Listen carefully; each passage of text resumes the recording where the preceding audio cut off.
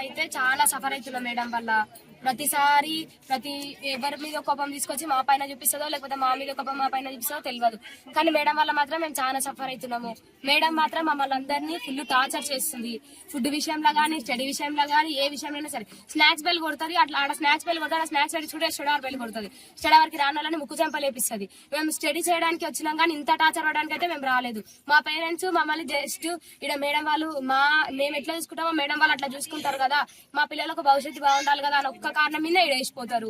కానీ ఈ మేడం వాళ్ళు ఇట్లా టార్చర్ చేస్తే మేము ఎంత స్టడీ లాస్ అవుతున్నామో మాకు తెలుసు సార్. మేమైతే చాలా సఫర్ అవుతున్నాము. స్నానాలు చేస్తుంటే స్నానాల కాడ ఫోటోలు తీస్తుంది.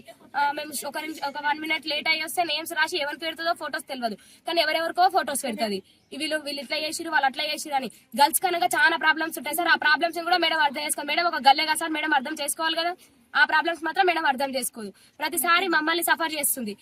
ఒక అమ్మాయి చదవకపోతే అమ్మాయిని గొంతు పట్టి పైకి లేపిందంట. అట్లా చేస్తే మన కరెక్ట్ అయినా సార్? మేడం కూడా ఒక స్టూడెంట్ స్టేజ్ ఉంటే కదా టీచర్ స్టేజ్కి వచ్చింది. మా బాధలు కూడా మేడం అర్థం చేసుకోవాలి కదా.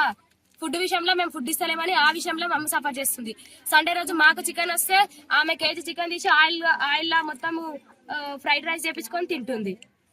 అట్లా చేయకపోతే ఆంటీ వాళ్ళని తిడుతుంది, మమ్మల్ని సఫర్ చేస్తుంది. ఆంటీ కూడా డైరెక్ట్ చెప్పదు సార్. క్లాస్ లోకి వచ్చిన తర్వాత అందరి ముందలా తిడుతుంది. పేరెంట్స్ విషయంలోకి వెళ్తుంది.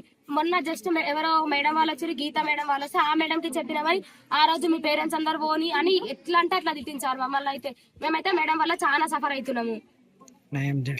మాకైతే న్యాయం చేయాలి సార్. న్యాయం చేయకపోతే ఎన్ని రోజులకున్నా ఈయనే ఉంటాం. మాకు మాత్రం మేడం అయితే వద్దు. కొత్త మేడం వస్తే చదువుతాం, లేకపోతే మా ఫ్యూచర్ ఖరాబ్ అయినా సరే బయటనే కూర్చుంటాం మేము.